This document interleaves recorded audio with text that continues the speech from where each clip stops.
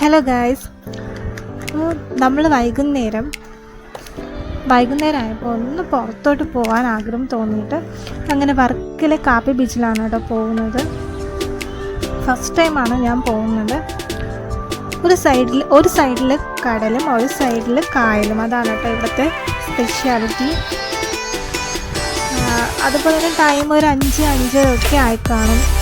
Family ആയിട്ടും ഫ്രണ്ട്സായിട്ടും ഒക്കെ ചില്ല് ചെയ്യാൻ പറ്റിയ ഒരു അടിപൊളി സ്പോട്ട് തന്നെയാണ് നമ്മുടെ കാപ്പി ബീച്ച്. നല്ല ശാന്തസുന്ദരമായ സ്ഥലം എന്നൊക്കെ നമുക്ക് വേണമെങ്കിൽ പറയാം. കുറേ നല്ല ഫോട്ടോസും വീഡിയോസും ഒക്കെ എടുക്കാൻ പറ്റിയൊരു അടിപൊളി പ്ലേസാണ് കേട്ടോ.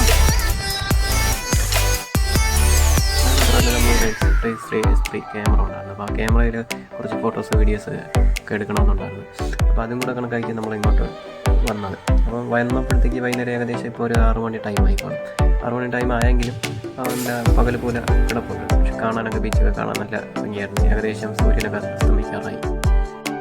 ബീച്ച് സൈഡ് നോക്കുകയാണെങ്കിൽ നല്ല വൃത്തിയാണ്. ഒരു വേസ്റ്റോ കാര്യങ്ങളോ അങ്ങനെയൊന്നും ഇല്ലാത്തതുകൊണ്ട് ആരെങ്കിലും ഒന്നും ഫോട്ടോസ് എടുക്കാനോ വീഡിയോസ് എടുക്കാനായാലും അവിടെ ഇറങ്ങി നടക്കാനായാലും നല്ല വൃത്തിയായിട്ട് കിടപ്പുണ്ട്. അങ്ങനെ ഒരുപാട് ഫോട്ടോസും വീഡിയോസൊക്കെ അവിടെ നിന്ന് ഇങ്ങോട്ടും നടന്നു. അല്ലാതെ അപ്പർ സൈഡ് നോക്കുന്നതാണെങ്കിൽ അവിടെ ഇഷ്ടംപോലെ ആൾക്കാരൊക്കെ ഇഷ്ടംപോലെ വന്ന് നിൽക്കുന്നുണ്ട്. നമ്മൾ പോയി ഫോട്ടോസ് വീഡിയോസ് എടുക്കുന്നതുകൊണ്ട് നമ്മളിങ്ങോട്ട് മാറി നിന്ന് സൈഡിലോട്ട് നിന്ന് എടുക്കുന്നതാണ്.